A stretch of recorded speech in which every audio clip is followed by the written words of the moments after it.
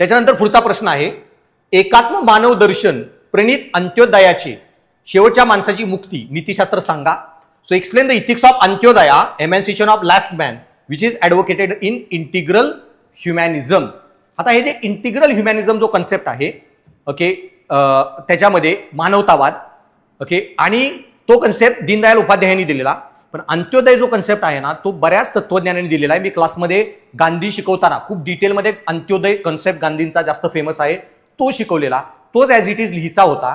So Deendayal उपाध्यायांचा एकात्म मानव किंवा एकात्म मानवतावाद या कॉन्सेप्टमध्ये त्यांनी काय सांगितलेलं आहे की प्रशासन आणि देश आणि समाजाची जबाबदारी काय असते हे त्यांनी एक्सप्लेन केलेलं. आणि याच्यामध्ये ते म्हणले की देशाची प्रशासनाची सगळ्यांची जबाबदारी ही लोकांचं कल्याण होणे ही असतं.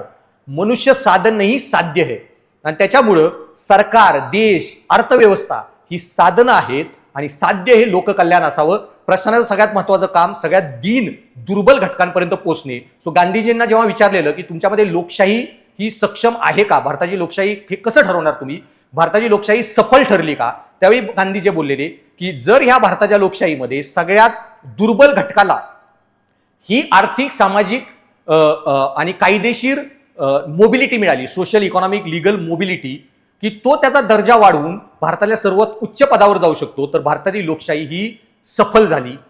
म्हणजे भारतातल्या झारखंड सारख्या मागासवर्गीय भागातील एका गावातील एक स्त्री भारताची राष्ट्रपती होत असेल म्हणजे भारताची लोकशाही सफल झाली.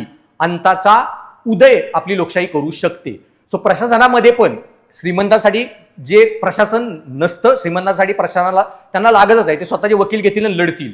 प्रशासनाचं कामच आहे दुर्बल घटकांसाठी लढणे आणि दुर्बल घटकांसाठी लढणे हे हे आहे की अंत्योदय जो उद्देश. सो प्रशासनाला हा संदेश दीनदयाल उपाध्यायांनी दिला. त्या काळी अर्थव्यवस्थेचं पण काम काय आहे की जीडीपी वाढवणं देशांचा. इतके गोरगरीब लोक आहेत, भारतात जीडीपी वाढतोय, फक्त 2च माणसांचा वाढतोय, अंबानी, अदानी. तुमच्या भारतामध्ये आर्थिक दरी जी वाढत आहे म्हणजे तुमच्या अर्थव्यवस्थेचा दीन दुर्बलांना फायदा होत नाही, म्हणजे अंत्योदय होत नाही. आजच्या परिस्थितीचं एखादं उदाहरण हे तुम्ही टाकू शकता.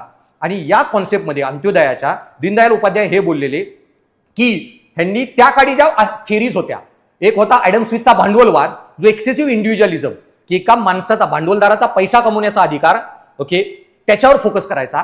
तर मार्क्सचा समाजवाद हा क्लास स्ट्रगल, जाती जाती, धर्मातल्या भांडणांवर फोकस करायचा.